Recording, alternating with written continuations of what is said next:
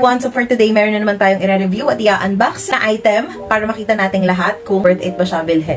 So this one is nabili ko ulit sa TikTok for just 2,700.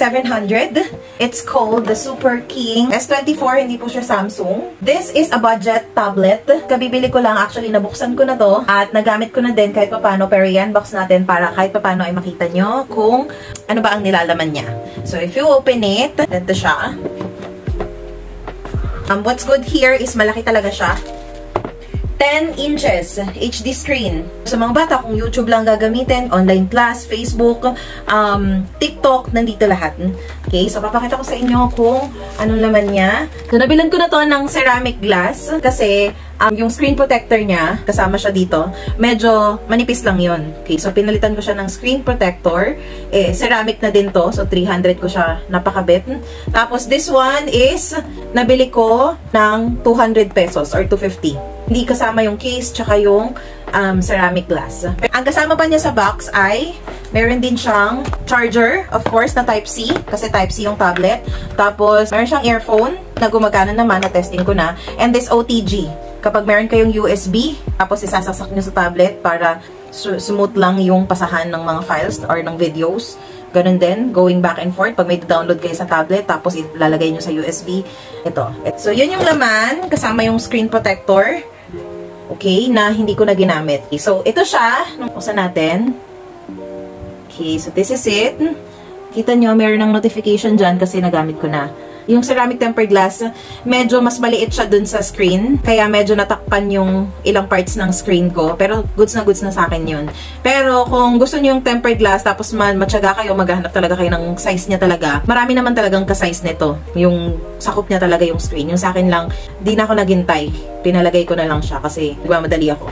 So these are the applications.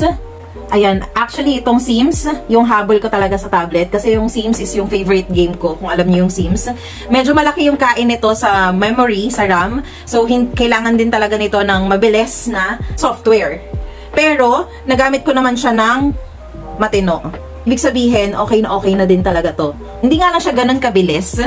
Like yung super smooth na parang iPhone, like that. And sa phone, pag yung phone yung ginamit mo, sobrang bilis niya. Kaso lang, maliit yung screen. Okay? Pero dito, nagagamit na, buksan ko naman yung Sims ko. Pag nakahiga naman is, yeah, this one. Tapos ang maganda dito, inopen mo to, umiilaw to. Like nagbe-blink siya na Super King. Okay, so cute siya. Kasi lalo pag bata yung nakakaaliw. Also, pag naman sa YouTube, saan natin yung YouTube? Goods na goods din siya kasi, load pa. Yan. Try natin i-play itong senior high. There you go. So, real time, ganun kabilis yung pag-load ng...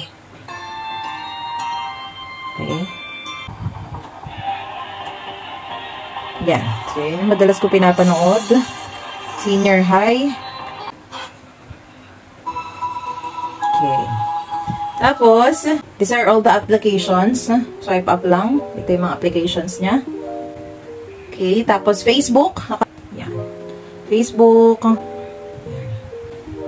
Okay. Music, okay naman yung tunog niya. Camera is, of course, yan. So, okay lang siya. Sakto lang. Hindi masyado talagang maganda ang camera pagka, ayan. So, this is the back camera. And then, may zoom din dito naka-install.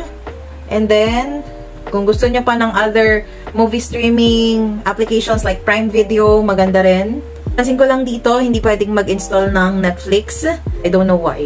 Pero all the other streaming platforms like this is Prime Video. Lock din dito, kung alam niyo yung Lock, favorite ko dyan. May Play Store din dito. Then Google Chrome is nandito rin. Kasi okay to, kasi alam mo, merong mga super murang tablet na pambata lang talaga siya. As in, YouTube Kids lang yung pwede mong anuhin, i-download, tas walang YouTube. Wala rin Facebook Lite lang yung meron. Ayan. Pero ito, meron na siya ng lahat. Netflix lang ang hindi pwede. Mobile Legends, nakapaglaro na rin ako dito kanina. So, yung ML niya, hindi ganun syempre ganun kabilis, pero pwedeng laruin. So, yun lang. For its price, sobrang sulit na to. Kasi, saan ka makakita ng Android gadget na tig 227 lang. So, kung hindi kayo masyadong maselan, budget lang yung price na gusto nyo, pwedeng-pwede na to. You can buy it here sa Yellow Basket and hindi naman kayo magsisisi. That's gonna be it. Kung meron kayo mga product na gustong ipa-review sa akin, you can put it in the comment box para ma-order natin at ma-review natin for you. Thank you so much for watching! Bye! Happy New Year!